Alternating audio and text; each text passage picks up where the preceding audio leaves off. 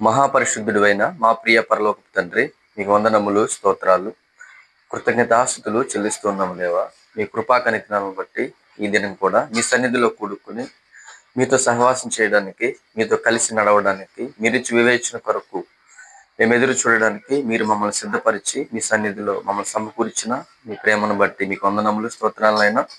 గతించిన కాలమంతయు మమ్మల్ని కాచి కాపాడి మీరు ఎక్కల చాటున మమ్మల్ని తండ్రి ఆశ్రయాన్ని ఇచ్చి కాపాడుతూ మరలా మీ సన్నిధిలో కూడుకోవడానికి మీరు కృప చూపించిన మీ ప్రేమకి స్థితులు చెల్లించుకుంటూ తండ్రి, మీరు ఇచ్చినటువంటి పరిశుద్ధ గ్రంథంలోని మీ మాటలను మేము ధ్యానించడానికి, తెలుసుకోవడానికి మేము సిద్ధపడుతుండగా మీరే అధ్యక్షుడిగా ఉండి మా తండ్రిగా మీ ఆత్మశక్తి ద్వారా మీరే మాకు బోధించి మమ్మలను మీ వైపు తిప్పుకొనమని, మా జీవితాలను తండ్రి పరిపూర్ణ పరిశుద్ధత వైపు నడిపించమని కోరుకుంటూ కూడి వచ్చి మమ్మల్ని అందరినీ మీ దయగల హస్తాలుగా చెప్పుకుంటూ మా ప్రభువును రక్షకుడైన యేసుక్రీస్తు వారి పరిశుద్ధమైన నామమున ఈ ప్రార్థన అడిగి వేడుకొంచున్నాము తండ్రి, ఆమేన్.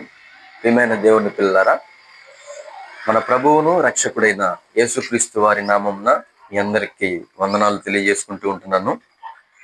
మరి ఈ దినం కూడా దేవుని సన్నిధిలో దేవుడు మనలను సమకూర్చి తన విస్తారమైనటువంటి ప్రేమను మన ఎడల చూపించినటువంటి ఆ దేవాతి దేవునికి మనం ఎల్లప్పుడూ కృతజ్ఞతాస్తుతులు చెల్లింపబద్దులమై ఉన్నామని మీకు మరొకసారి జ్ఞాపకం చేస్తూ ఉంటున్నాను. ముందుగా ఒక వాక్యాన్ని మనం చదువుకుని వాక్య ధ్యానంలోనికి ప్రవేశిద్దాం. యెహోషువ గ్రంథము 1వ అధ్యాయము 8వ వచనాన్ని చదువుకుందాం. ఈ ధర్మశాస్త్ర గ్రంథమును నీవు బోధింపక తప్పిపోకూడదు, దానిలో రాయబడిన వాటన్నిటి ప్రకారము చేయుటకు నీవు జాగ్రత్త పడునట్లు దివారాత్రము దానిని ధ్యానించిన యెడల నీ మార్గమును వర్ధిల్ల చేసుకుని చక్కగా ప్రవర్తించదవు. ఏమంటే, ఇప్పుడు చదవబడినటువంటి యెహోషువ గ్రంథం 1వ అధ్యాయం 8వ వచనంలో ఉన్నటువంటి ఈ మాట నా ప్రారంభ జీవితంలో, అనగా ఆత్మీయ జీవితంలో, సంఘంలోనికి అడుగుపెట్టిన దినాలలో, మరి మొదటిగా దేవుని వాక్యం, దేవుని గ్రంథం చదివేటటువంటి దినాలలో చదవబడుతున్న ఈ మాట నన్ను ఎంతగానో దేవుని మాటలు ధ్యానించాలి అనే దశకు నన్ను ఎంతగానో ప్రేరేపించిన మాట ఈ మాట.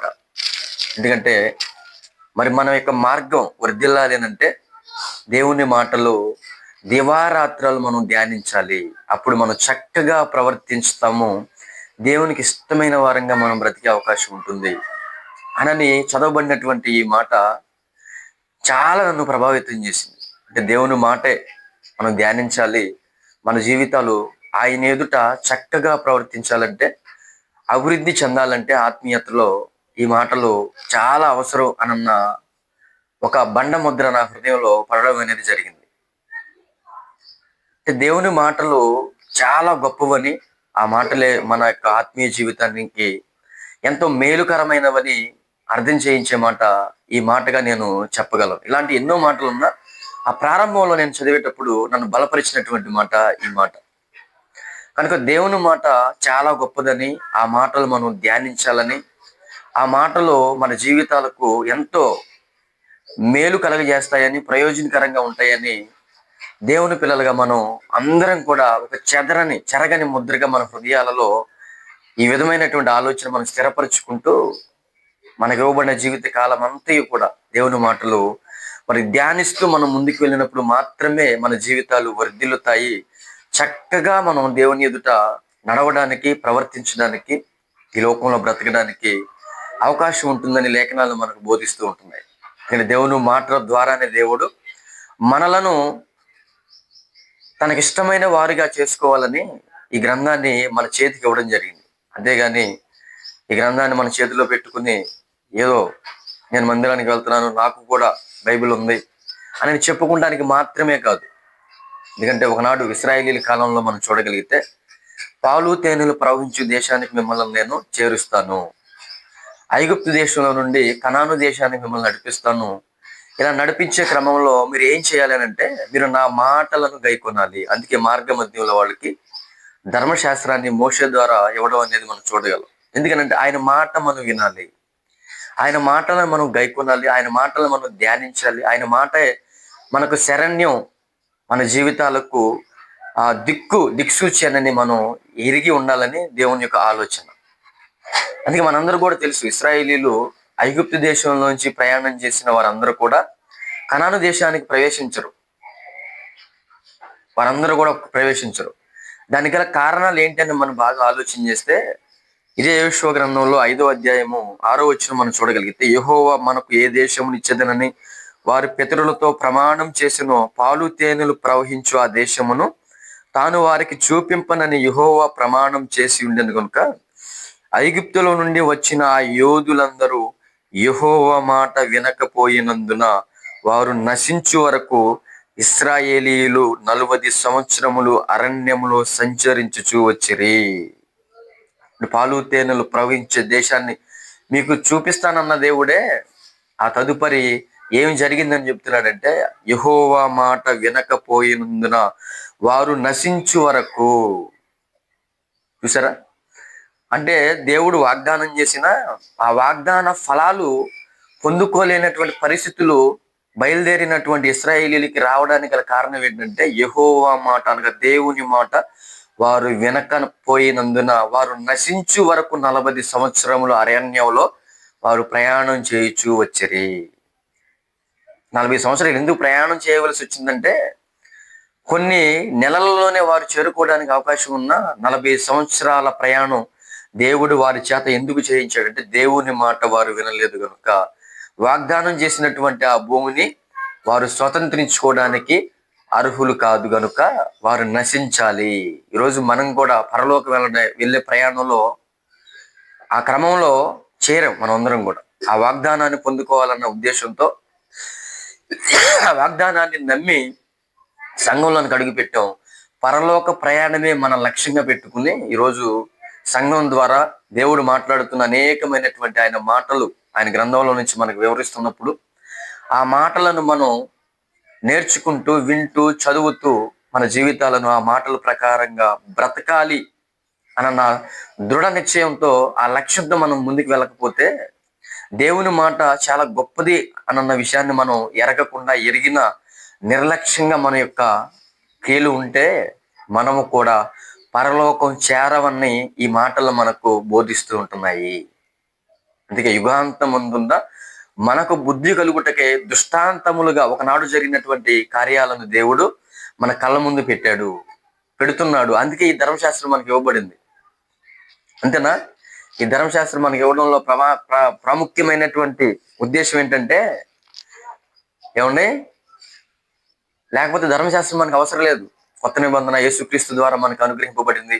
యేసుక్రీస్తు వారు ఎలా బ్రతకాలి, ఎలా బ్రతికితే పరలోకం వెళ్తారు అని తన క్రియల ద్వారా తన బోధనల ద్వారా మనకు చూపించేశాడు. అయినా ధర్మశాస్త్రాన్ని ఈ రోజు మన చేతుల్లోకి దేవుడు ఎందుకు పెట్టాడంటే, యుగాంతమందున్న మనకు బుద్ధి కలగాలని దృష్టాంతములుగా వాటిని మన కళ్ళ ముందు పెడుతున్నాడు. ఒకనాడు ఇశ్రాయేలీయులు ఐగుప్తు దేశంలో నుండి కనాను దేశానికి ప్రయాణం ప్రారంభించిన ఆ గమ్యానికి చేరుకోవడానికి ప్రధానమైన కారణం దేవుని మాట వినకపోయినందున. ఈరోజు మనం ఎలా ఉన్నాం? అసలు దేవుని మాట చాలా గొప్పది, ఆ మాటలు ధ్యానించాలి, ఆ మాటలు నేను వినాలి, ఆ మాటల ప్రకారం నేను బ్రతకాలన్న ఆలోచన ఇప్పుడు క్రైస్తవులు అని చెప్పుకుంటున్న వారికి కూడా ఇది ప్రాముఖ్యమైనటువంటి సందర్భం, ఇది ప్రాముఖ్యమైనటువంటి విషయం అని ఏమండి అర్థం చేసుకునే వాళ్ళు, అనుకునే వాళ్ళు ఎవరున్నారు చెప్పండి?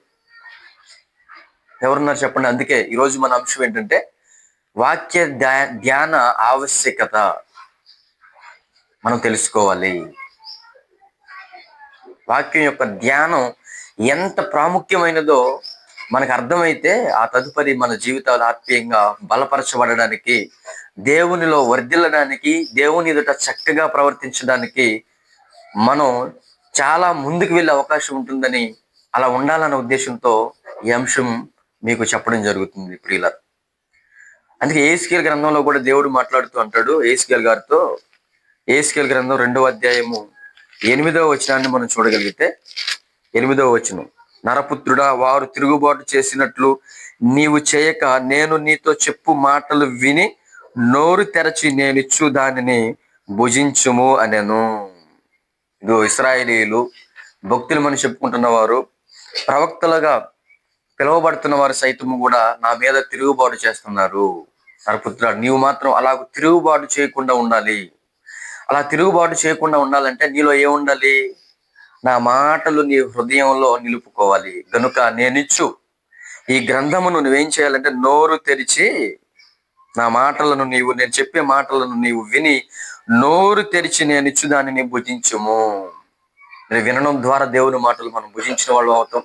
ఆ కింద 3వ అధ్యాయంలో మనం చూసుకుంటే, ఇదిగో నేనిచ్చు గ్రంథమును నీవు ఆహారముగా తీసుకుని, 3వ వచనంలో 2వ వచనం, నేను నోరు తెరవగా ఆయన ఆ గ్రంథం నాకు తినిపించి, నరపుత్రుడా నేనిచ్చు ఈ గ్రంథమును ఆహారముగా తీసుకుని దానితో నీ కడుపు నింపుకొనమని నేను నాతో సెలవీయగా నేను దాన్ని భక్షించి తిని. సరే, ఆహారముగా ఏమంటే మనం ఏం తీసుకోమంటున్నాడు? ఆయన గ్రంథాన్ని నువ్వు తీసుకుని నువ్వు భుజించు. ఈరోజు ఆహారం 3 పూటలు తినాలి, లేకపోతే మనకు అనారోగ్యం అని మనకు అర్థమైనప్పుడు, దేవుని మాట కూడా మన ఆత్మీయతను, మన పరిశుద్ధతను, దేవుని కోసం బ్రతికే విధానాన్ని మెరుగుపరచడానికి, ఆయనకి ఇష్టమైన వారంగా మనం బ్రతకడానికి, మన హృదయంలో ఆయన మాటలతో ఆత్మీయ ఆహారం దేవుని మాటని మనం గ్రహించుకుని ఆయన మాటలతో మన హృదయాన్ని నింపుకుంటే ఆయనకి ఇష్టమైన వారంగా మనం బ్రతకడానికి అవకాశం ఉంది. ఇష్టమైన వారంగా, అందరిలాగా తిరుగుబాటు చేయకుండా, ఎదురవుతున్నటువంటి పరిస్థితుల మధ్య, శోధనల మధ్య మనము దేవునికి వ్యతిరేకులుగా అయిపోవడానికి కారణం ఏంటో తెలుసా? దేవుని మాట మన హృదయాలలో లేకపోవడాన్ని బట్టి. అందుకే ప్రథమంగా మన హృదయాలలో దేవుని మాటలతో మన హృదయాన్ని నింపుకుంటే మన జీవితాలు దేవుని ఎదుట నిర్దోషముగా బ్రతకడానికి అవకాశం ఉంది. ఇది మొదటి స్టెప్ అనమాట. ఆ మొదటి స్టెప్పే మనం వేయకపోతే, అంటే మనం 2వ స్టెప్ వేయడానికి అసలు ఎక్కడ అవకాశం వచ్చింది చెప్పండి? అందుకే మనందరికీ తెలుసు కదా, ఈ కీర్తన గ్రంథం 1వ అధ్యాయంలో మొదటి నుంచి మనం చూసుకుంటే, దుష్టుల ఆలోచన చొప్పున నడవక, పాపుల మార్గమును నిలవక, అపహాసకులు కూర్చుండు చోట కూర్చుండక, యెహోవా ధర్మశాస్త్రమందు ఆనందించుచు దివారాత్రులు దానిని ధ్యానించువాడు ధన్యుడు. నువ్వు పాపులు మార్గాన, దుష్టులు కూర్చుండే చోట, అపహాసకులు కూర్చునే చోట నువ్వు కూర్చోవద్దు. దుష్టుల ఆలోచన చొప్పున నువ్వు నడవద్దు. అలా నడుస్తున్నావంటే దేవుని ధర్మశాస్త్రమునందు నువ్వు ఆనందించడానికి అవకాశమే లేదు. అంటే లోకంలో ఉన్న వార్తలు, లోకంలో ఉన్నటువంటి విషయాలతో మన హృదయాలు నింపబడుతూ, అందరిలో మనం ఒకరిలాగా ఏమంటే దుష్ట ఆలోచన చెప్పున నడవడానికి ప్రధానమైన కారణం ఏంటో తెలుసా? దేవుని మాటల యొక్క విలువ మనకు అర్థం కాలేదు కనుక. అలా అర్థమైనోడు దేవుని మాటల్లో ఆనందం ఉంది, దేవుని మాటల్లోనే సమస్తం ఉందని తెలుసుకుని, గ్రహించుకుని ఆయన మాటలు దేవారాత్రాలు ధ్యానిస్తూ ఆ మాటలు ఏందే ఆనందిస్తూ ఉంటాడు. వారు ఎలా ఉంటారంట? ఆ కింద వచనాల్లో, అతడు నీటి కాలవల ఎవరను నాటబడినదే ఆకు వాడక తన కాలమందు ఫలమిచ్చు చెట్టు వలె ఉంటాడు. అతడు చేయునుదంతయు సఫలమవుతుంది. ఏమంటే మన వేరు ఆకు వాడకుండా ఫలాలు ఇచ్చే చెట్టుగా మనం ఉండాలనంటే మనం నీటి కాలవల ఎవరను నాటబడినదిగా ఉండాలి. దేవుని వాక్యం లేనోడు, హృదయంలో దేవుని వాక్యం ధ్యానించలేనోడు, దాని విలువ తెలుసుకోలేని వాడు ఏమంటే ఎండిపోతానే ఉంటాడు, త్రొట్టిల్లుతానే ఉంటాడు. తను చేసేదంతా కూడా సఫలం కాదు కానీ విఫలం అయిపోతా ఉండిద్ది. ముఖ్యంగా దేవుని దృష్టికి యోగ్యమైన వాడిగా ఉండడు. ఆ కింద వచ్చిన చదువుకుంటే ఇంకంటాడు, 4వ వచనం, దుష్టులు అలాగూ ఉండక గాలి చెదరగొట్టు పొట్టు వలె ఉందురు.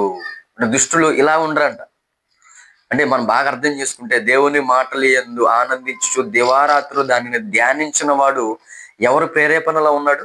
దుష్ట ప్రేరేపణలో ఉన్నాడు. అందుకే అంటున్నాడు, దుష్టుడు అలాగూ ఉండక గాలి చెదరగొట్టు పొట్టు వలె ఉంటాడు. ఎటు పడితే అటు ఆ పొట్టు, ఏ గాలికి ఆ వాటానికి అది వెళ్ళిపోతూ ఎగిరిపోతూ ఉండిద్దో. అందుకే చూడండి, విశ్వాసులుగా, సేవకులుగా పిలువబడుతున్న వారు సైతం కూడా రకరకాల విధానాలలోనికి, రకరకాల సిద్ధాంతాలలోనికి, ఎటు పడితే అటు వెళ్ళిపోయే పరిస్థితుల్లోనికి నిలకడ లేని, స్థిరత్వం లేని భక్తి, విశ్వాస జీవితాలు వారు ఎందుకు కలిగి ఉంటారో తెలుసా? దేవుని మాటల మీద ఒక ప్రత్యేకమైనటువంటి ఆలోచన, స్థిరత్వము లేకపోవడాన్ని బట్టి మనుషులు ఏమైపోతూ ఉంటారంటే అనేకమైనటువంటి బోధల వైపు స్థిరత్వం లేని వారుగా, అస్థిరులుగా, నిలకడ లేని వారుగా, ఒక మాటకి కట్టుబడి లేని వారుగా అయిపోతూ చివరకు వారి జీవితాలు ఏమంటే దుష్టమయంగా అయిపోవడానికి ప్రధానమైన కారణం ఏంటంటే దేవుని మాటల మీద ఒక సంపూర్ణమైన ధ్యాస, ఆలోచన లేకపోవడాన్ని బట్టి. ఇంక చూడండి, చాలా మంది దేవుని మాటలు ధ్యానించడానికి సిద్ధపడుతూ ఉంటారు కొత్త సంవత్సరం వచ్చిన తర్వాత. ఇక నుండైనా నేను చదవాలి దేవుని మాటలు, సంవత్సరానికి ఒకసారి అయినా పూర్తి చేయాలని. అది అవదు. ఎందుకో తెలుసా? ఇప్పుడు దుష్ట ఆలోచనలు, దుష్ట సంబంధమైనటువంటి క్రియలు, పాపులు నిడిచే మార్గంలో నిలవడము, అపహాసకులు కూర్చుండే చోట కూర్చోవడం, మనకు తెలియకుండానే ఒక భ్రమలోనికి వెళ్ళిపోతూ ఉంటాం కొన్ని సమయాలలో. అలా వెళ్ళిపోవడాన్ని బట్టి మరలా దేవుని మాటలు ధ్యానించడం కష్టమైపోతూ ఉండేది. అందుకే ఒక మంచి తీర్మానంతో, మంచి ఆలోచనలతో పరిశుద్ధతను ప్రేమిస్తూ, పరిశుద్ధతలో నిలకడగా ఉండాలి, అవి దేవుని మాటల ద్వారానే నాకు సాధ్యం అని దేవుని పట్ల మనస్సు నిలుపుకుంటూ, ఏమంటే కష్టమైన, ఇబ్బంది అయినా సాకులు చెప్పకుండా అన్ని సందర్భాలలో దేవుని మాటే విధేయత చూపిస్తూ ఉండడం ఖచ్చితంగా ధ్యానించాలి. అందుకేనండి, దుష్ట సంబంధమైన ఆలోచనలతో నింపబడిన ఏ వ్యక్తి కూడా దేవుని మాటలో ధ్యానించడానికి అవకాశమే లేదు, ధ్యానించలేడు కూడా. మనం అనేకమైన కారణాలు చెబుతూ ఉంటాం, కానీ ప్రధానమైన కారణం ఏంటంటే మనలోనే ఉంది. మనం దాన్ని ఇష్టపడుతున్నాం, దేవుని మాటలను ఇష్టపడట్లేదు. లోక సంబంధమైన సహవాసాలు, లోక సంబంధమైన వారితో స్నేహాలు, లోకంలో ఉన్నటువంటి వాటిని ప్రేమించే మనస్తత్వాలు ఇంకా మనలో ఉన్నాయి కనుక దేవుని మాటల్లో ఆనందించలేకపోతున్నాం, ధ్యానించలేకపోతున్నాం, గాలికి చెదరగొట్టే పొట్టులాగా అయిపోతున్నాం. దుష్టుడి ప్రేరేపణలోనే మనం బ్రతుకుతూ ఉంటున్నాము. అంటే ఇలా ఉండేవాడికి వాక్యం పట్ల ఒక అవగాహన ఉండదు, ఒక సంపూర్ణమైన నిలకడ ఉండదు. అందుకే ఎఫెసీయులకు రాసిన పత్రిక 4వ అధ్యాయము 14వ వచనంలో అంటారు పౌలు గారు, ఎఫెసీయులకు రాసినటువంటి పత్రిక 4వ అధ్యాయము 14వ వచనం, అందువలన మనం ఇక మీదట పసిపిల్లలమై ఉండి మనుషుల మాయోపాయము చేత వంచనతోనూ తప్పు మార్గమునకు లాగు కుయుక్తితోనూ గాలికి కొట్టుకుని పోవునట్లు కల్పింపబడిన ప్రతి ఉపదేశమునకు ఇటు అటు కొట్టుకుని పోవచ్చు, అలల చేత ఎగరగొట్టబడిన వారమైనట్టు ఉండక. అంటే మనం ఇంకా పసిపిల్లలుగా ఒక నిలకడ లేని స్థితి వాక్యం పట్ల, భక్తిలో, విశ్వాసంలో, దేవునిలో ఎందుకు వస్తుందో తెలుసా? మార్గమునకు లాగు కుయుక్తితోనూ, మనిషి కుయుక్తితో నింపబడి ఉంటాడు. నిస్వార్థంగా యథార్థతతో సేవ చేసే వాళ్ళు ఎవరున్నారు చెప్పండి? సేవ చేసే వాళ్ళు సైతం కూడా ఎక్కువ మంది కుయుక్తి ఏదో ఆశించి, ఏదో వారి నుంచి ధనాన్ని కావచ్చు, వారి నుంచి ప్రశంసలు కావచ్చు, వారి నుంచి ఏదో ఒకటి ఆశించి లోపల కుయుక్తితో సేవ చేసే వాళ్ళు ఎక్కువగా అయిపోయారు కదా. అందుకే అంటున్నాడు, కుయుక్తితోనూ గాలికి కొట్టుకుని పోవునట్టు కల్పింపబడిన ప్రతి ఉపదేశమునకు, గాలికి కొట్టుకుని పోయే ప్రతి ఉపదేశమునకు మీరేమవకూడదు, ఉపదేశమునకు ఇటు అటు కొట్టుకుని పోవచ్చు, అలల చేత ఎగరగొట్టబడిన వారమైనట్టుండక.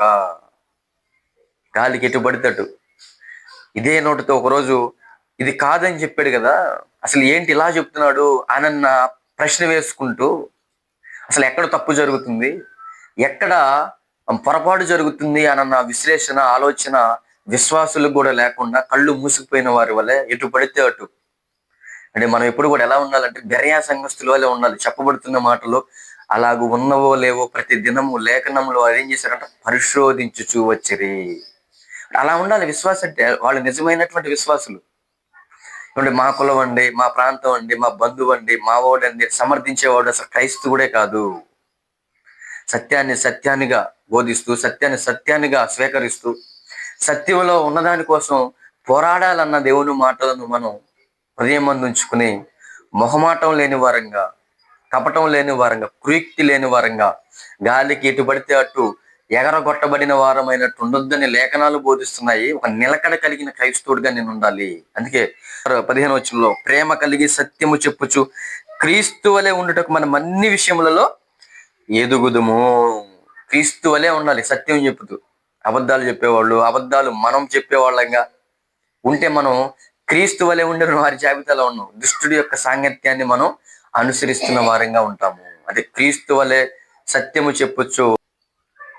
అది క్రీస్తు సారూప్యం ఉండే, క్రీస్తు పోలికంటే ఏమంటే సత్యాన్ని బోధించే వారిగా ఉండాలి, సత్యానికి సాక్షులుగా ఉండాలి, సత్యాన్ని చెప్పేవారిగా మనం ఉండాలి. కనుక గొట్టబడిన వారంగా మనం అయిపోవడానికి కారణం ఏంటంటే, నిలకడలేని స్థితి మనకి ఎక్కడ వస్తుందంటే, దేవుని మాటల పట్ల ఒక ఆలోచన, సంపూర్ణమైన అవగాహన లేకపోవడాన్ని బట్టి ఒక మాటలో చెప్పాలంటే ఆ మాటలు మనం ధ్యానించకపోవడాన్ని బట్టి. చాలా మంది అండి చదవకపోయినా, పూర్తిగా ఎరగకపోయినా అంతా నాకు తెలుసన్న ఓవర్ కాన్ఫిడెన్స్ తో బతుకుతుంటారు విశ్వాసులు. చాలా చాలా ప్రమాదం. ఒకసారి కొంతమంది ఒక ఆత్మీయ సహోదరుడు నా దగ్గరికి వచ్చి, మరి బైబిల్ మొత్తం నాకు వచ్చేసింది అన్నట్టుగా మాట్లాడుతూ, బైబిల్ చదవాల్సినటువంటి అవసరం ఏముంది అన్నట్టుగా మాట్లాడుతున్నాడు. నేను ఏమన్నా ఎదిరించలా, నవ్వి అలా వదిలేసి. ఎందుకంటే దేవుని మాటలు మనకు బోధించేది ఏంటి? ఇతను మాట్లాడుతున్న మాటలు ఏంటి? దేవుని మాటలు మనకి ఏమని బోధిస్తూ ఉంటాయి అంటే, ద్వితీయోపదేశకాండం 17వ అధ్యాయము 18వ వచనం నుండి మనం చూడగలిగితే, ద్వితీయోపదేశకాండము 17వ అధ్యాయము 18వ వచనం నుండి చూడండి. 18వ వచనం నుండి, మరియు అతడు రాజ్య సింహాసనమందు ఆసీనుడైన తర్వాత లేవీయులైన యాజకుల స్వాధీనములో ఉన్న గ్రంథమును చూచి ఆ ధర్మశాస్త్రమునకు ఒక ప్రతిని తన కొరకు రాసుకొనవలెను. అసలు ఒక రాజుగా ఒక వ్యక్తి అవ్వాలనంటే, మీలో ఆ రాజుగా అవ్వడానికి సిద్ధపడుతున్న వ్యక్తి లేవీల దగ్గర ఉన్నటువంటి ఆ ధర్మశాస్త్రం, అప్పుడు లేవీల దగ్గరే ఉండేది కదా, ఆ మందస్సంలో పెట్టబడి ఉండేది దేవుని ధర్మశాస్త్రం, ఆయన మాటలు.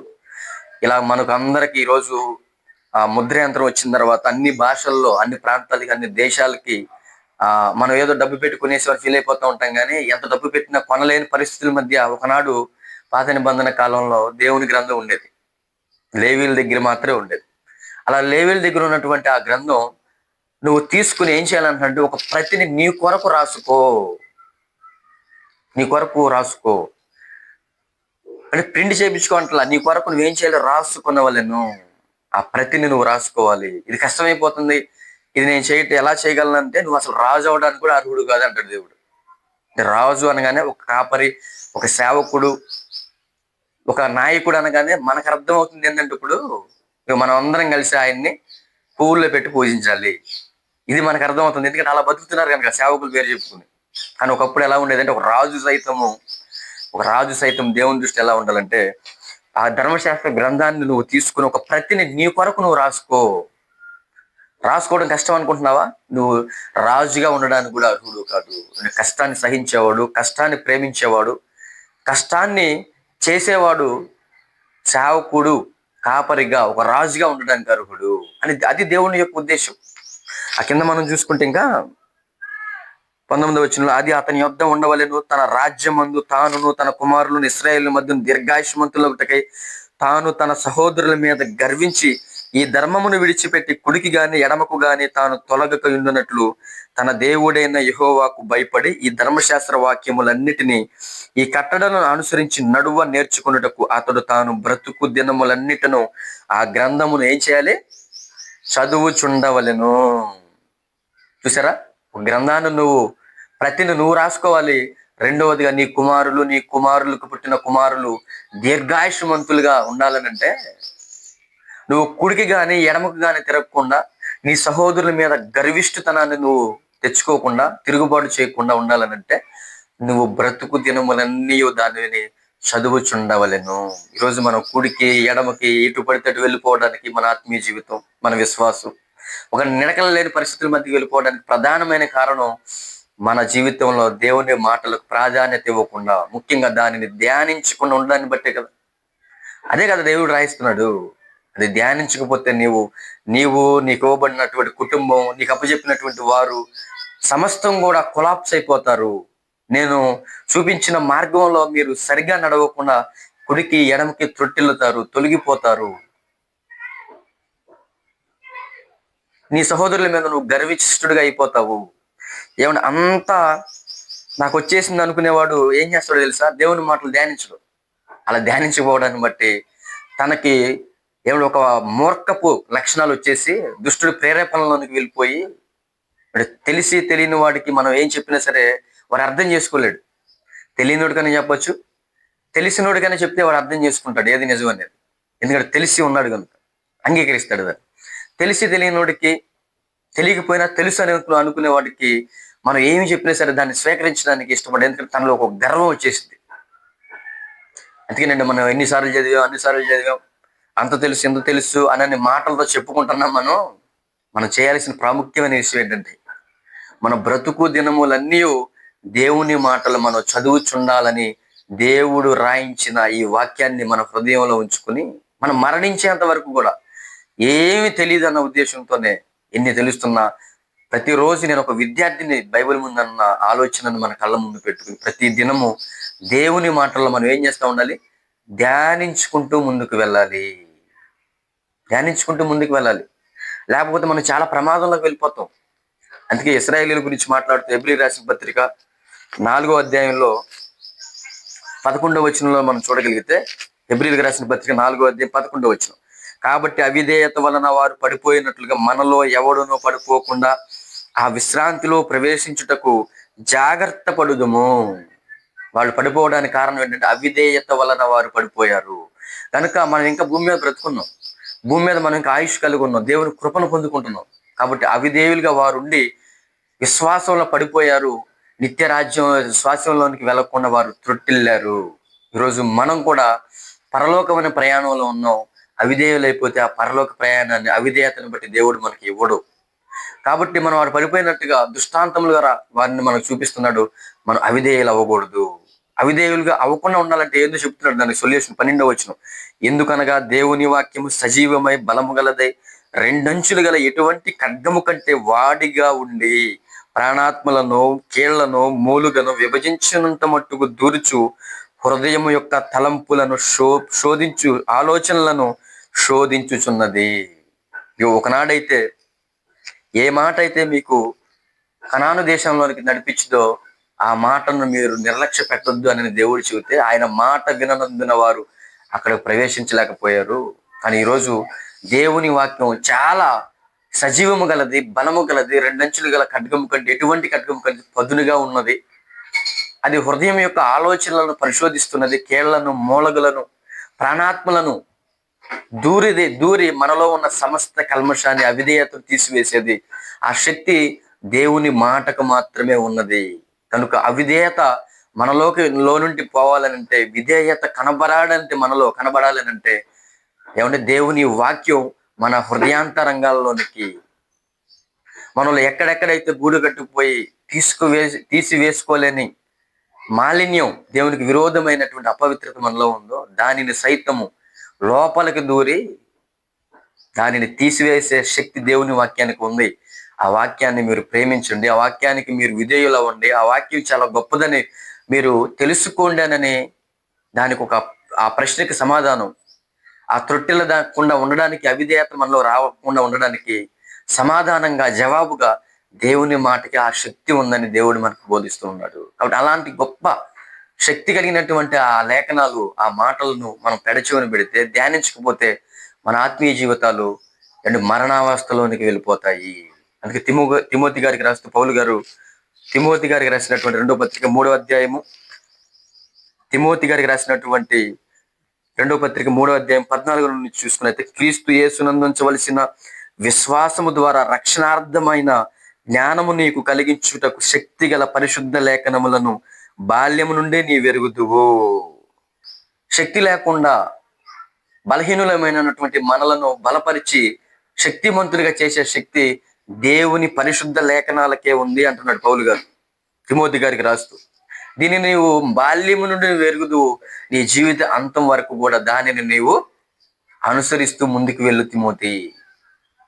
అంటే నేను ఎరిగానండి అని చెప్పుకునే పరిస్థితుల మధ్య మనం ఉంటాం. తిమోతి గారు కూడా బాల్యం నుండి ఎరిగి ఉన్నాడు.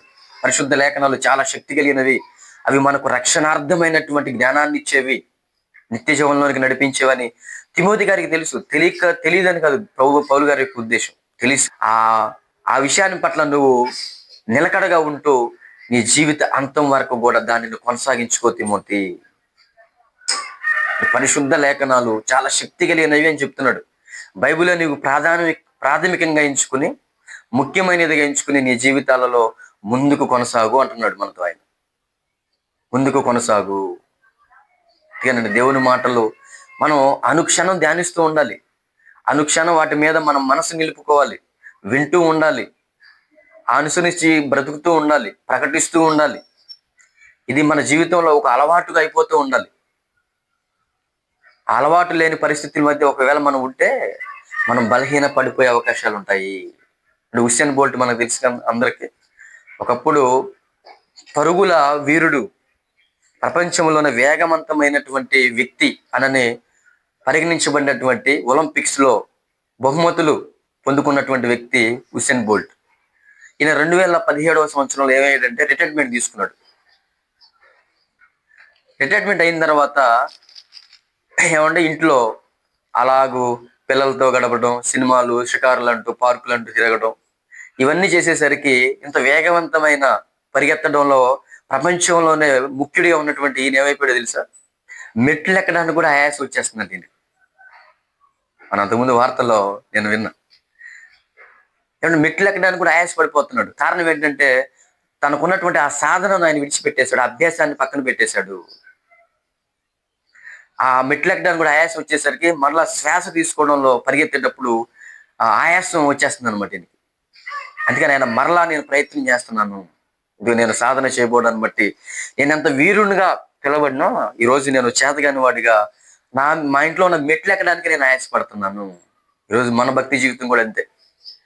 ఒకవేళ మన ముందు జీవితంలో భక్తి జీవితంలో ఒకరు పరిగెట్టి ఉండొచ్చు. ఆ సాధన అనేది, అభ్యాసం అనేది మనం ఎప్పుడైతే పక్కన పెడతామో మన జీవితాల్లో కూడా ఆత్మీయంగా కుంటుపడిపోతూ ఉంటాయి. ఎంత ఎత్తు ఎదిగినా పడిపోయే అవకాశాలు ఉంటాయి. అందుకే ఎవడైనా నిలిచి ఉన్నాడని చెప్పుకునేవాడు పడిపోకుండా ఉండడానికి జాగ్రత్త పడాలని బైబిల్ మనకు బోధిస్తూ ఉంది. జాగ్రత్త పడాలి. ఆ జాగ్రత్త లేనప్పుడు ఆ వాక్యం యొక్క విలువలు మన జీవిత కాలం అంతయు మనం వాటిని చదువుచుండాలి, ధ్యానించాలి, వింటూ ఉండాలి. అవి మనకు ప్రాముఖ్యమైనవన్న విషయం మనం అర్థం చేసుకోవడంలో విఫలమైతే, లేకపోతే ఓవర్ కాన్ఫిడెన్స్ తో ఒకవేళ మనం బ్రతికితే మన ఆత్మీయ జీవితాలు కూడా అంటే వెనక పడిపోయి చివరకు కనాను దేశం వెళ్లకుండా ఎలాగైతే ఇశ్రాయేలీయులు ఉన్నారో పరలోకం కూడా మనం వెళ్లకుండా అంటే త్రొట్టిల్లిపోయే అవకాశాలు కోకొలలుగా బైబిల్లో మనకు కనబడతా ఉంటాయి. దేవుని మాటకు విలువనివ్వకపోతే, దేవుని మాటకు విలువనివ్వకపోతే. అందుకేనండి దేవుని మాటలు వినే విషయంలో సిద్ధపడుతూ ఉండాలి. దేవుని మాటలు చదివే విషయంలో సిద్ధపడుతూ ఉండాలి. దేవుని మాటలు ప్రకటించడానికి సిద్ధపడుతూ ఉండాలి. దేవుని మాటలు గైకొని ఆ విధంగా ప్రవర్తించడానికి కూడా మన హృదయాలను సిద్ధపరచుకోవాలి. 8వ అధ్యాయము 15వ వచనం, మంచి నేల నుండి విత్తనములు పోలిన వారు ఎవరనగా యోగ్యమైన మంచి మనసుతో వాక్యమును విని దానిని అవలంబించి ఓపికతో ఫలించువారు. ఏమండి? యోగ్యమైన మంచి మనసుతో వాక్యం దగ్గర మనం కూర్చోవాలి. వినే విషయంలో కావచ్చు, చదివే విషయంలో కావచ్చు. యోగ్యమైన మంచి మనసు అంటే నేను పరిశుద్ధంగా బ్రతకాలి, దేవుని ఎదుట నేను యథార్థవంతుడిగా నేను ఉండాలి, ఈ లోక సంబంధమైన మాలిన్యాన్ని నేను నాలో నుంచి తొలగించుకోవాలి, నేను పరిశుద్ధుడిగా మారాలి, దేవునికి ఇష్టమైన వాడిగా నేను ఉండాలన్న బలమైన ఆలోచనలు, తీర్మానాలతో మన హృదయంలో నిశ్చయించుకుని దేవుని మాటలు వినడానికి మనం సిద్ధపడాలి. లేకపోతే ఈ చెవులో విన్నాయి ఈ చెవుల నుంచి వెళ్ళిపోతా ఉంది. అంటే ఈరోజు ఈ విధమైన యోగ్యమైన మంచి మనసు లేకపోవడాన్ని బట్టి వినడానికి లక్షలు వేల కొలది వెళ్తున్నా వాటిలో ఫలాలు లేని వారిగా మిగిలిపోతున్నారు. యోగ్యమైన మంచి మనసుతో వాక్యం వినడం అనేది అలవాటు చేసుకోవాలి. ఆ తదుపరి దానిని అవలంబించాలి. ఎప్పుడైతే యోగ్యమైన మనసుతో, సిద్ధమైన మనసుతో దేవుని ఎదుట మనం దేవుని సన్నిధిలో కూర్చుంటామో అప్పుడు మనం వాటిని అవలంబించి బ్రతకాలన్న ఆలోచన, ఆశ అనేది మనలో మొదలైంది. ఆ గ్రహింపు శక్తి మనకు వచ్చింది. అనాలోచనగా ఉన్న వాడికి ఎన్ని చెప్పినా అర్థం కాదు. ఆ తర్వాత ఓపికతో ఫలించాలి. ఇప్పుడు దేవునిలో ఫలించడం అంటే సామాన్యమైన విషయం కాదు. ఎంతో ఓపిక ఉండాలి. ఎన్నో సంవత్సరాలు దేవుని సన్నిధిలో కనిపెడుతూ, ఆయన పాదాల దగ్గర నేర్చుకుంటూ, లేఖనాల మీద మనసు పెడుతూ, పదే అనేకమైన సార్లు దేవుని మాటలు ధ్యానిస్తూ, ప్రార్థనాపూర్వకంగా మనం దేవుని ఎదుట సిద్ధపడాలి. ఈరోజు ఈ విధంగా వాక్యం చెప్పగలుగుతున్నాం అంటే ఏ సేవకులైనా సరే వారి వెనకాల ఎంతో కష్టం, ఎన్నో అవమానాలు, ఎన్నో నిందలు, ఎన్నో పోగొట్టుకోవడాలు, ఎన్నో వద్దనుకోవడాలు, వారి జీవిత ప్రయాణంలో ఎన్నో కష్టాలు వారు అనుభవించి అయినప్పటికీ కూడా దేవుని మాటల పట్ల నేను విధేయుడిగా బ్రతకాలి, నేను దేవునికి విధేయుడిగా నేను ఉండాలన్న ఆలోచనలు వాళ్ళ హృదయాలలో నిశ్చయించుకోవడాన్ని బట్టి అన్నిటినీ విదిలించుకుని దేవుని మాటే నాకు శరణ్యం అన్న ఆ విషయాలు ఆ గ్రంథంలో కనబడుతుంటే ఆ మాటలు త్రోసివేయకుండా అందరి వల్లే ఒకరిలా ఉంటూ నా వల్ల అవదు, నేను చేయలేనని లోక ఆకర్షణకు గురైపోయి వెళ్ళిపోకుండా నిలబడగలిగిన వారు ఏమంటే ఓపికతో ఫలించేటటువంటి వారు. ఎందుకంటే ఫలింపు అనేది వెంటనే రావడం గొప్ప అనుకుంటాం మనం. వెంటనే నీకు వస్తే అది చివరి వరకు నిలబడిద్దో లేదో నీకు తెలియదు. అందుకే బైబిల్ గ్రంథాలు, సామెతల గ్రంథాలు అంటాడు ఏమండి, బహు త్వరితముగా దొరికినటువంటి స్వాస్యము తుదకు దీవెన నొందకపోవును.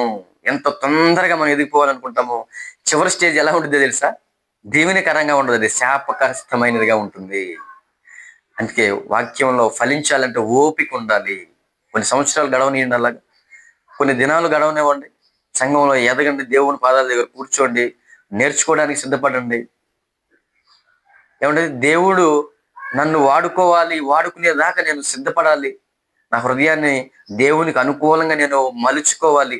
నాలో ఉన్న ప్రతి విధమైన అపవిత్రతను తీసివేసుకుంటూ నేను దేవుని ఎదుట నిర్దోషమైన హృదయంతో ఆయన వాడుకునేటట్టుగా నేను నా హృదయాన్ని సిద్ధపరచుకోవాలన్న ఆ ధ్యాస, ఆ ఆలోచన, ఆ ఓపిక మనకు ఉన్నది.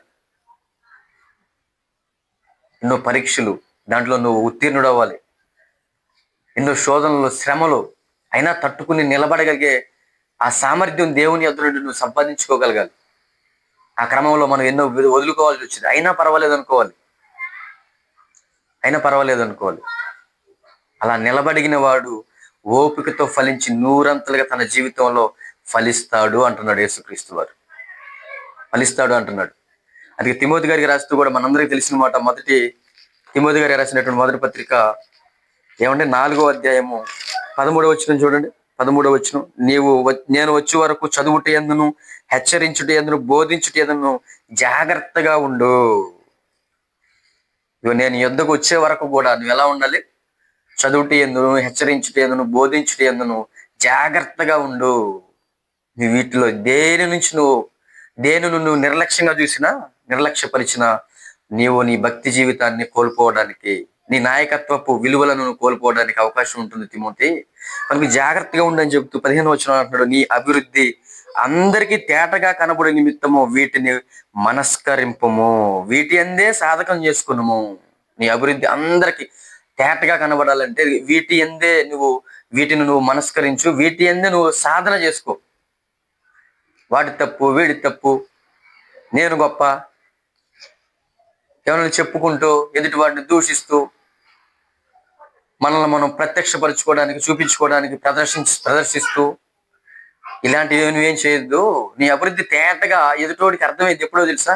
ఇదిగో నేను చెప్పిన ఈ జాగ్రత్తలు నువ్వు పాటిస్తే ఆటోమేటిక్గా నీ స్టేజ్ ఏందో, నేను దూషించేవాడి స్టేజ్ ఏందో వాళ్ళే అర్థం చేసుకుంటారు. నీకు కూడా అర్థమైద్ది, అందరికీ తేట తెల్లమైద్ది. కాబట్టి వీటి అందే నువ్వు సాధన చేసుకో. ఇది మనం వదిలిపెట్టి ఏమంటే ప్రాముఖ్యమైనది ఇదని తెలుసుకోకుండా ఇది కాకుండా ఇక అన్నీ చేస్తూ ఉంటాం. ఒక మనిషి వాక్యం పట్ల అవగాహన కలిగి ఉన్నాడు అని ఎవరినైనా మనం పరిశోధించి తెలుసుకోవాలన్నప్పుడు చాలా అరుదుగా కనబడుతూ ఉంటారు. లోక సంబంధమైన విషయాలు చూడండి, అసలు నాన్ స్టాప్ అనమాట. లోక జ్ఞానంతో నింపబడడం, లోకాన్ని హృదయంలోకి తెచ్చుకోవడం, ఏమంటే మనిషి ఈజీ ప్రాసెస్గా ఎంచుకుంటాడు, దాన్ని బాగా ఇష్టపడతాడు కాబట్టి ఈజీ అయిపోయింది. అది అవలీలగా మాట్లాడతాడు. ఏ అంశం గురించైనా, ఏ సందర్భం గురించైనా, ఏ విషయాన్ని గురించైనా సరే అవలీలగా వాటి మీద అవగాహన కలిగి ఉంటాడు. కానీ దేవుని విషయం దగ్గరికి వచ్చేటప్పటికి నిల్ అనమాట. ఎందుకు అలా అయిపోయాడు?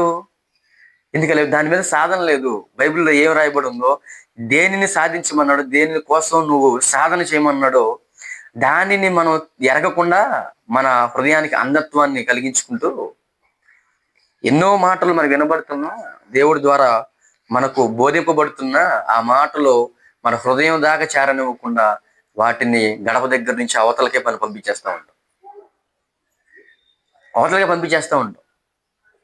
ఎవరు పట్టించుకుంటున్నారు చెప్పండి? దేవుని మాటల్లో ఎవరు చదువుతున్నారు చెప్పండి ఎక్కువగా?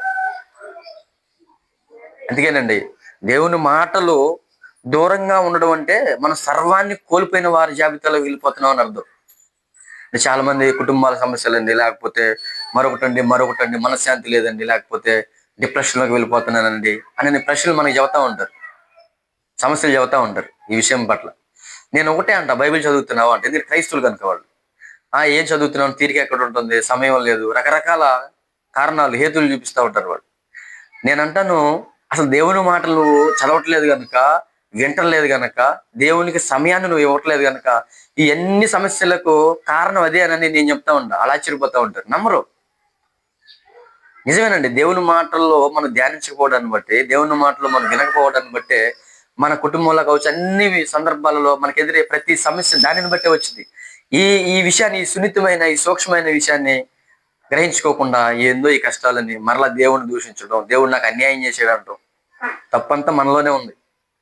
తప్పు మనం చేస్తూ దేవుని దూషిస్తూ ఉంటాం. ఆయన అంటాడు, రే బాబు, నీకు ఆరోగ్యాన్ని ఇచ్చేది దేవుని మాటలు, నీకు ఆలోచన చెప్పేది దేవుడి మాటలు, నీకు ఆయుష్నిచ్చేది దేవుడి మాటలు, చివరకు నీకు నిత్య జీవాన్ని ఇచ్చేది కూడా దేవుని మాటలు, నీకు మేలు కలిగింపజేసేది దేవుని మాటలు. సమస్తము దేవుని మాటలే అన్నట్టుగా మనకు వినబడుతున్నా మనం ఎందుకో ఆ మాటల పట్ల నిర్లక్ష్యంగా వ్యవహరిస్తూ మన జీవితంలో సర్వం కోల్పోయిన పరిస్థితుల్లోకి వెళ్ళిపోతూ ఉంటాం. అందుకే చూడండి, దేవుని మాటలు ధ్యానించేవాడు, వినేవాడు, ప్రకటించేవాడు, వాటి ప్రకారంగా బ్రతికేవాడు, వాటి మీద సాధన కలిగి ఉన్నవాడు, ఇక్కడ లోకంలో ఏది ఉన్నా లేకపోయినా పట్టించుకోడు. దేవుడు కూడా వారికి కావలసిన కనీస అవసరాలు తీరుస్తూ ఉంటాడు. ఎందుకంటే ఆయనలో మనం ఉన్నప్పుడు, ఆయనతో సహవాసం చేసేటప్పుడు, అదే కదా బైబిల్లో ఉంది, ఆయన రాజ్యాన్ని, ఆయన నీతిని మీరు వెతికితే మీకు కావలసిన అన్న వస్త్రాలు నేను ఇస్తాననే కదా దేవుడు చెప్తున్నాడు ప్రభు ద్వారా. దాన్ని చేయలేకపోవడాన్ని బట్టి మనం అన్నిని మిస్ అవుతున్నాం. అది ఎరగకుండా మరలా, అది గుర్తించకుండా, అది గ్రహించకుండా మరలా దేవుని మీదే నిందలు వేస్తూ బతుకుతూ ఉంటాం. అది మన జీవితం. కనుక ఇక నుండి అయినా సరే, కొత్త సంవత్సరంలో అడుగు పెట్టాం, ఇక నుండి అయినా సరే దేవుని మాటలు, వాటి యొక్క ఆవశ్యకత, వాటి అవసరత ఎంత అవసరమో మనకి అర్థం చేసుకుంటూ మన జీవితాలలో వాటిని గొప్పగా ఎంచుకుంటూ ముందుకు వెళ్ళాలి. అందుకే హోషేయ గ్రంథంలో 8వ అధ్యాయం చూడండి. హోషేయ గ్రంథం 8వ అధ్యాయము 12వ వచనంలో ఒక చక్కని మాట మనకు కనబడుతూ ఉంది. హోషేయ గ్రంథం 8వ అధ్యాయము 12వ వచనం, నేను అతని కొరకు నా ధర్మశాస్త్రమును పరిపూర్ణంగా రాయించి నియమించినను వాటిని అతడు అన్యములుగా ఎంచెను. ఇంతకు ఎవరు? 11వ వచనం, ఎఫ్రాయిము పాపమునకు ఆధారముగు బలిపీఠములను ఎన్నెన్నో కట్టెను, అతడు పాపము చేయుటకు అవి ఆధారములాయను. దేవునికి వ్యతిరేకమైనటువంటి బలిపీఠాలు ఎన్నెన్నో కట్టాడు. ఎవరు? ఎఫ్రాయిము, ఆ సంతతి. వారు పాపం చేయడానికి అవి కారణాలుగా అయిపోయాయి. వారు అలా చేయడానికి గల కారణం ఏంటో 12వ వచనంలో అంటున్నాడు, నేను అతని కొరకు నా ధర్మశాస్త్రమును పరిపూర్ణంగా రాయించి నియమించినను అతడు వాటిని ఎలా ఎంచుకున్నాడు? అన్యమైన వాదిగా ఎంచుకున్నాడు. ఎప్పుడైతే బైబిల్ గొప్పతనాన్ని, దేవుని మాటల్లో ఉన్న విలువలను మనం అర్థం చేసుకోకుండా, మన కొరకు పరిపూర్ణంగా రాయించి దేవుడు ఇచ్చాడన్న ఆలోచన మనకు అర్థం కాకుండా అన్నత్వంలో బ్రతుకుతూ ఉంటాం. అప్పుడు దేవునికి వ్యతిరేకమైనటువంటి క్రియలు, కార్యక్రమాలు మన జీవితాల్లో కనబడతానే ఉంటాయి. అది ఇంక తీసివేసుకోలేం అనమాట. ఎఫ్రాయిములు వీళ్ళు కూడా చేసింది అదే. పాపమునకు ఆధారం ఒక బలిపీఠాలు ఎన్నెన్నో కట్టారు వారి పాపం చేయడానికి, అవే ఆధారాలుగా అయిపోయాయి. ఎన్ని మాటలు లేవండి. మీరు నాకు వ్యతిరేకంగా బలిపీఠాలు కట్టకూడదు, అపవిత్రులుగా మిమ్మల్ని మీరు చేసుకోకూడదని ఎన్నో మాటలు రాయించాడు కదా దేవుడు. ఆ మాటలు వీళ్ళు ఏం చేశారు? అన్యములుగా ఇచ్చారు. నాకు సంబంధం లేదు, అవి నావి కాదు, సొంత నిర్ణయాలు, సొంత ఆలోచనలు వాళ్ళ కళ్ళ ముందు పెట్టుకుని బ్రతకడానికి ప్రధానమైన కారణం ఏంటంటే దేవుని మాట మనకు శరణ్యము, అవే మనకు దిక్సూచి అన్న విషయాన్ని వారు గమనించుకోలేదు. గమనించుకున్న వారికి ఉన్న హృదయ కాఠిన్యమును బట్టి, వారికి ఉన్నటువంటి దుష్ట సాంగత్యాన్ని బట్టి, దుష్ట సహవాసాన్ని బట్టి, దేవుని మాటల్లో ఆనందించే మనస్తత్వాలు లేని వారిగా ఉంటూ లోకంలో ఏదో ఉందని, లోకమే శాశ్వతమని ఆ వెర్రి తలకెక్కించుకుని వెర్రి వారిగా దేవుని దృష్టిలో మిగిలిపోయి పతనం అయిపోవడానికి ప్రధానమైన కారణం దేవుని మాటలను వారు అన్యములుగా ఎంచుకున్నారు. దేవుని మాట చాలా గొప్పది. ఆ మాట లేనిదే నాకు అసలు జీవితం లేదు, అంతే కదండి బైబిల్లో రాయబడ్డ మాటలు. మనుషుడు రొట్టె వలన మాత్రమే కాక దేవుని నోట నుండి వచ్చు ప్రతి మాట వలన బ్రతుకుతాడు అన్నప్పుడు, అంటే ఆ మాటలు మనం ఎంత విశ్వసించాలి? మనకైతే రొట్టె కంటే దేవుని మాట చిన్నదిగా కనబడతా ఉంటుంది. ఆదివారం ఆరాధనకు రండి, దేవుని మాటలు వినండి. మన జీవితాలను దేవుని వైపు నడిపించుకోవాలి కదా దేవుని మాటలను బట్టి అనని ఆ సేవకుడు పదే పదే బోధిస్తున్న ఆదివారం కూడా దేవుని సన్నిధికి రాకుండా 4 డబ్బుల కోసం పని చేసుకోవడానికి వెళ్ళిపోయేవాళ్ళు లేరా? ఎందుకు వీళ్ళు దేనిని గొప్పగా ఎంచుకున్నారంటే, దేవుని మాట దేవుంది ఎప్పుడైనా వినొచ్చు, అది విషయం ఏం కాదు అది. ఈరోజు వెళ్ళకపోతే కూలి వచ్చిద్ది మనకి ఒక 500 లేదంటే ఒక 1000 రూపాయలు అన్న ఆలోచనలో వీరు ఉన్నారు కనుకే కదా దేవుని మాటలను వీరు పెడచోని పెట్టడానికి అలా వెళ్ళిపోవడానికి గల కారణం. దేవుని మాటలు గొప్పగా ఎంచుకుంటే, దేవుని సన్నిధి, దేవునితో సహవాసం, దేవుని యొక్క ఆత్మీయులతో నేను సహవాసం చేయాలన్న ఆలోచన వీరుకుంటే, అలాంటి వారుకుంటే దేవుడు 500 కోసం 1000 రూపాయల కోసం దేవుని సన్నిధిని విడిచిపెట్టి వెళ్ళరు అలాంటి వాళ్ళు. దేవుని మాటల యొక్క గొప్పతనం, దేవునితో సహవాసం చేయడంలో ఆ వెనుకున్నటువంటి ఆ ప్రతిఫలాలు ఎంత గొప్పగా ఉంటాయో మనకు అర్థమైతే మనం ఎప్పుడు కూడా త్రొట్టిల్లకుండా విశ్వాస జీవితంలో ఏమండే సక్సెస్ అవడానికి అవకాశం ఉండింది. కీర్తన గ్రంథంలో దావీదు గారు 119వ కీర్తన రాస్తాడు కదా, ఆయన ఎంత గొప్పగా మాట్లాడతాడంటే వాక్యాల గురించి, దేవుని మాటల గురించి మనం చదువుకుందాం. కీర్తన గ్రంథం 119వ కీర్తన 119వ కీర్తన 14వ వచనం చూడండి. సర్వ సంపదలు దొరికినట్లు నీ శాసనముల మార్గములను బట్టి నేను సంతోషించుచున్నాను. నీ శాసనముల మార్గమును బట్టి నేను సంతోషించడానికి కారణం ఏంటంటే, సర్వ సంపదలు దొరికినట్లుగా నీ మాటలు నాకు దొరికాయి.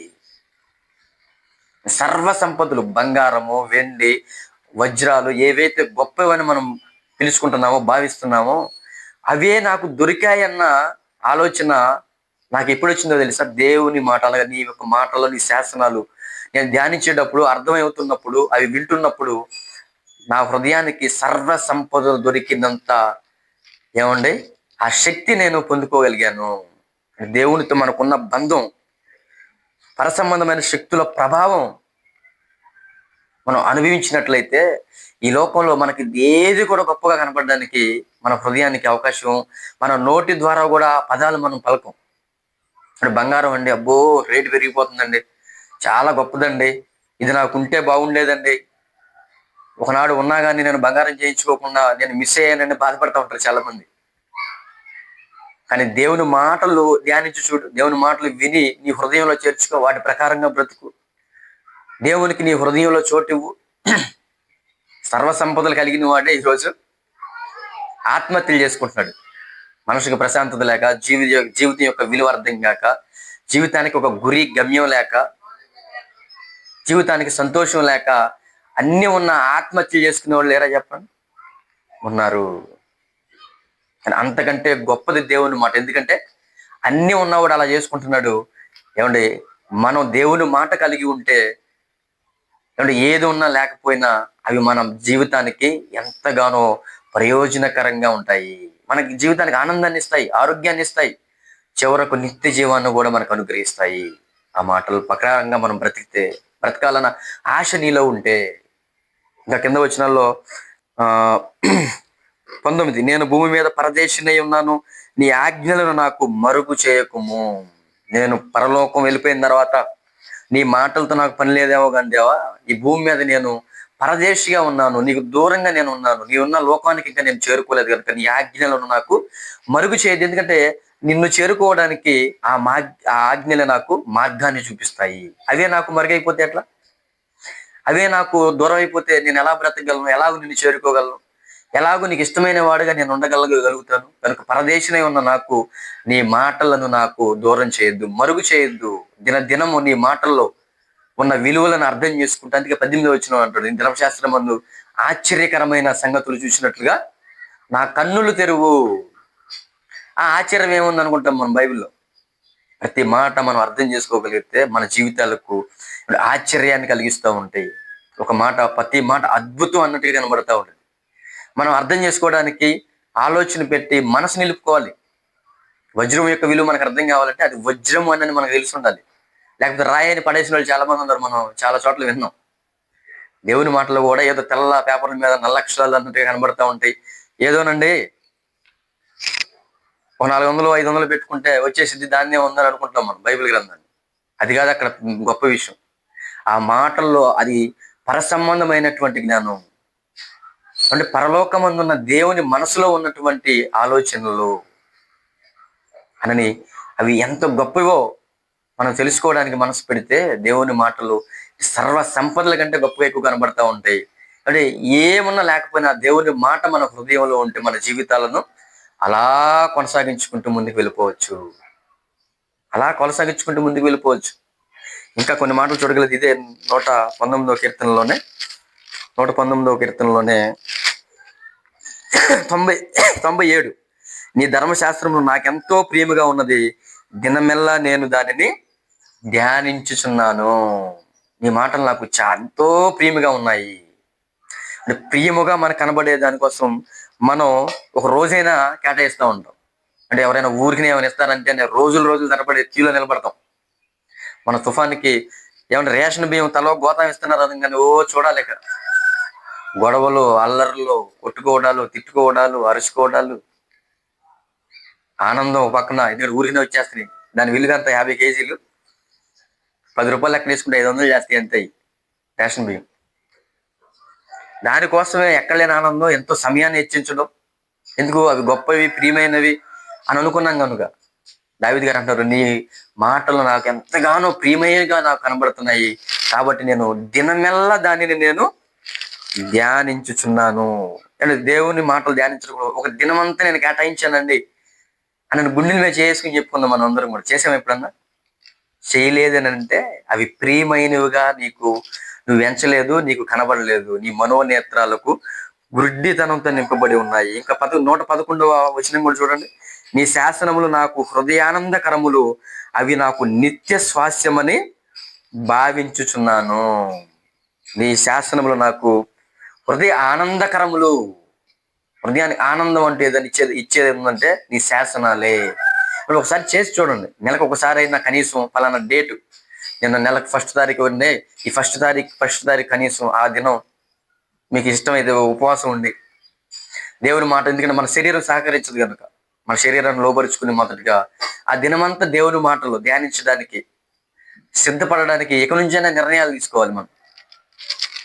ఎందుకంటే ఇవి మనకు ఏమంటే హృదయ ఆనందకరములు, అవి నిత్య స్వాస్యమని నేను భావించుచున్నాను. నిత్యము నిలిచేవి నీ మాటలే నా హృదయంలో, నన్ను కూడా నిత్య జీవంలోనికి నడిపించేవి, నన్ను నిత్యము ఉంచగలిగేవి నీ మాటలే. కాబట్టి అవి నాకు నిత్య స్వాస్యములు. మన ఆస్తి ఏదైనా ఉందంటే అది దేవుని మాట. దేవుని మాటల్లో ఉన్నటువంటి ఉద్దేశాలు మనం కలిగి జీవించడము, ఇది మనకు అర్థం కావాల్సినటువంటి విషయం. మన ఆస్తి అది. కానీ మన మనసంతా వేరే వాటి మీద వెళ్తా ఉంటుంది.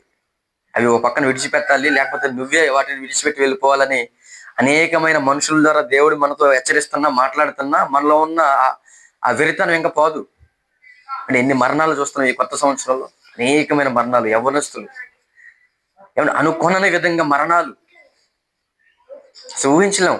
మన వ్యక్తి మా ఊర్లో అంటే మా ఇళ్ళకి దగ్గరలోనే నాకంటే చిన్నోడు బ్రెయిన్ స్ట్రోక్ వచ్చేసింది. ఒక్కసారిగా బీబీ ఎక్కువైపోయింది, నరాలు అలాగ పగిలిపోయింది. తీసుకువెళితే కోమాలోకి వెళ్ళిపోయాడు, బ్రెయిన్ స్ట్రోక్, మరణించాడు. ఊహించలేం. అంటే ఎన్నో ఆశలు, ఆలోచనలు, ఎంతో సంపాదన, ఎన్నో పొలాలు, స్థలాలు సంపాదించుకుని కొత్త ఇల్లులు కట్టుకుని ఎన్నో ఆశలతో బ్రతకాలనుకుంటున్న ఆ వ్యక్తి సడన్ గా మరణించాడు. కుటుంబం అంతా కూడా చీకటిమయమైపోయింది. అది మన జీవితం. ఇలాంటి మన కళ్ళ ముందు ఎన్నో దేవుడు చూపిస్తున్నా, జరిగిస్తున్నా మన హృదయం కఠినమైపోయి ఇంకా మారాలన్న ఆశ లేకుండా అవిధేయతలోనే మనం బ్రతుకుతున్నా ఉంటే అంటే మనల్ని అసలు ఏమనాలి చెప్పండి? మనల్ని ఏ పదాలతో పిలవాలి? ఇంకా ఇదే 119వ కీర్తన 148వ వచనంలో, నీవిచ్చిన వాక్యమును నేను ధ్యానించుటకై నా కన్నులు రాత్రి జాములు కాక మునిపే తెరుచుకుందును. రాత్రి జాములు కాక మునిపే నా కన్నులు తెరుచుకోవాలన్న ఆశ, ఆలోచన నాకు రావడానికి కారణం ఏంటంటే నీవిచ్చిన మాటలను నేను ధ్యానించాలి. ఎప్పుడెప్పుడు తెల్లారిద్దా, పనికి వెళ్ళిపోదాం, ఎప్పుడెప్పుడు తెల్లారిద్దా, 4 రూపాయలు సంపాదించుకుందాం అన్న ఆలోచన మనం ఉంటే, బైబిల్ బాగా అర్థమైన వాళ్ళకి, బైబిల్ యొక్క విలువ అర్థం అయినటువంటి భక్తులకి వాళ్ళు మాట్లాడే మాటలు ఎలా ఉన్నాయో తెలుసా? నువ్వు నాకు రేపటి దినాన్ని నువ్వు నాకు అనుగ్రహిస్తున్నావు అంటే, అలా కళ్ళు మూసుకొని నిద్రపోయిన నేను మరొక దినంలోకి నీ దయ వల్ల అడుగు పెట్టగలిగితే, ఎలాగో అడుగు పెట్టాలని నేను భావిస్తున్నానంటే నీ దయ వల్ల, మీ కృప వల్ల, ఇదిగో నీ మాటలను ధ్యానించడం కోసమే నా కన్నులు నేను రాత్రి జాములు కాకముందే నేను తెరుచుకుంటాను. ఈ ఆశ, ఆలోచన, ఈ విధమైనటువంటి విశ్వాసము, భక్తి వాక్యం పట్ల మనకు ఉండాలి. వాక్యం పట్ల మనకు ఉండాలి. ఏమంటే ఒక తల్లి దగ్గరికి కుమారుడు వచ్చి తను చదివినటువంటి చదువు తాలూకు పాస్ అయినటువంటి ఆ యొక్క పత్రాన్ని చూపించేటప్పుడు, పాస్ అయితే అయ్యాడు కానీ ఏంట్రా నువ్వు మరి ఇంత తక్కువ, కొన్ని తక్కువ వచ్చింది కదా మార్కులు అని అన్నదని ఆ తల్లి. ఏమంటే ఆ అన్న మాట కోసం నా తల్లిని నాకు వచ్చిన తక్కువ మార్కులను బట్టి నేను బాధపరిచాను. అలాంటి బాధ నాకు తల్లికి రాకూడదన్న ఆలోచనతో ఆయన ఏం చేశాడు తెలుసా? ఒక వ్యక్తి 150 డిగ్రీలను సంపాదించుకున్నాడు తర్వాత కాలంలో ఎక్కువ మార్కులతో. తన తల్లి ఎలా బాధపడిందని ఆయన ఏమని మాట్లాడుతున్నాడు అంటే, చదువుతూ ఎంజాయ్ చేస్తాను అంటే లోక సంబంధమైన చదువుతూ మనుషులను అనారోగ్యానికి గురి చేసేవి, మనుషులను పిచ్చోళ్ళుగా చేసేసేవి, మనుషులు మెప్పే కదా దానివల్ల మనకు వచ్చేది. దానివల్ల అనారోగ్యాలు కూడా ఉన్నాయి. అంటే చాలా మంది లోక సంబంధించిన చదువులు చదివి పిచ్చోళ్ళు అయిపోయిన వాళ్ళు కూడా. అలాంటి వాటి కోసమే ఆయన 150 డిగ్రీలు సంపాదించిన తర్వాత తన తల్లి దగ్గరికి వెళ్ళి తల్లిని సంతోషపరిచి నేను చదువులు ఎంజాయ్ చేస్తున్నానని చెప్తున్నాడు ఆయన. అసలు ఈ టార్గెట్ ఏంటి అని ఇంకా ఆయన అడిగినప్పుడు, నేను 200 డిగ్రీలు పూర్తి చేయాలి అంటే అన్ని సబ్జెక్టులో, MA, BA, MPhil, MSc, PG, ఇలా ఎన్ని డిగ్రీలు ఉన్నాయి అన్ని డిగ్రీలు చదివేసి వాళ్ళ అమ్మ ఆనందాన్ని ఆమె కళ్ళల్లో చూడడానికి కోసం, మనుషుల మెప్పుల కోసం ఆయన అలా చేశాడు. కానీ ఈరోజు దేవుని మాట గొప్పది అని మనకు అర్థమవుతుంది. దేవుణ్ణి సంతోషపరచడం కోసం, ఆ సంతోషకరమైన పరలోకం ప్రతిఫలంగా దేవుడు ఇస్తాను, నా మాటలను మీరు మీ హృదయాల్లో చేర్చుకుని ఆ విధంగా బ్రతికితే, మీరు వింటే, నా మాటలు మీరు ధ్యానిస్తే అని పదే పదే పరలోకం అందున తండ్రే భరోసా ఇస్తుంటే, వాగ్దానం చేస్తే మనం ఏం చేస్తున్నాం? దాన్ని నిర్లక్ష్యం చేస్తాం.